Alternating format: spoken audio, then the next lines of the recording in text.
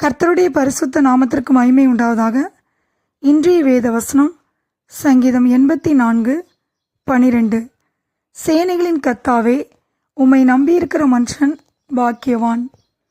நம்முடைய விசுவாசமும் நம்பிக்கையும் தேவன் மேல் இருக்கும்படி அவரை மரித்தோரிலிருந்து எழுப்பி அவருக்கு மகிமையை கொடுத்தார் என்று 1 பேதுரு 1:21 வாசிக்கிறோம்.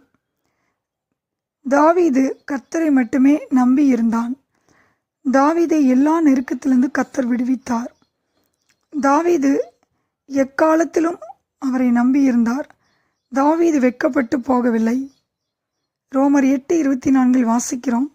அந்த நம்பிக்கையினாலே நாம் ரட்சிக்கப்பட்டிருக்கிறோம். அவரை நம்பியிருக்கிற நாம் விலையேற பெற்ற ஆசீர்வாதமாகிய ரட்சிப்பை பெற்றிருக்கிறோம். அவரை நம்பியிருக்கிற நமக்கு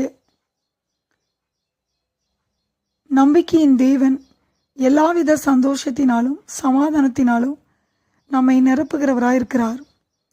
நம்பிக்கையற்ற இவ்வுலகில் பலதரப்பட்ட ஏற்றத்தாழ்வுகளையும் போராட்டங்களையும் மேற்கொள்வதற்கு பரிசுத்த ஆவியின் பலத்தினாலே நம்பிக்கை பெறுகிறதா இருக்கிறது. அவரை நம்பியிருக்கும்போது அவர் நமக்கு தைரியத்தை தந்து நம்முடைய நம்பிக்கையை மகிழ்ச்சியாக்குவார்.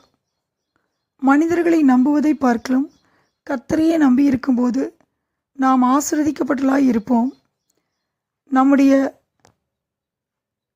தேவன் மேல் நாம் நம்பிக்கை வைக்கும் பொழுது நிச்சயமாகவே முடிவு உண்டு. நம்முடைய நம்பிக்கை வீண் போகாது. நீர் என்னை நம்ப பண்ணின வசனத்தை உம்முடைய அடியனுக்காக நினைத்தள்ளும் என்று தாவீது ஜெபிக்கிறதை பார்க்கிறோம். நம்முடைய இல்லாத சூழ்நிலையில் நெருக்கப்படுகிற காலங்களில் கர்த்தருடைய வசனத்தை நாம் நம்பி இருக்கும் பொழுது அந்த வசனத்தை அவர் நமக்காக நினைத்தருளி நம்முடைய வாழ்க்கையிலே ஆசீர்வாதங்களை கொடுக்கிறவராக இருக்கிறார்.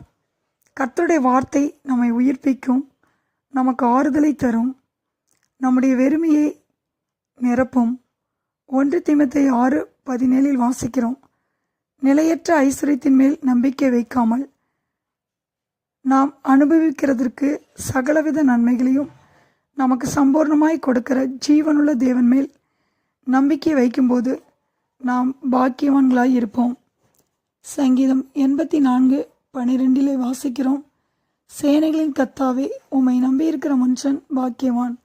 கர்த்தர் தாமே இந்த வார்த்தையை ஆசீர்வதிப்பாராக. ஆமேன்.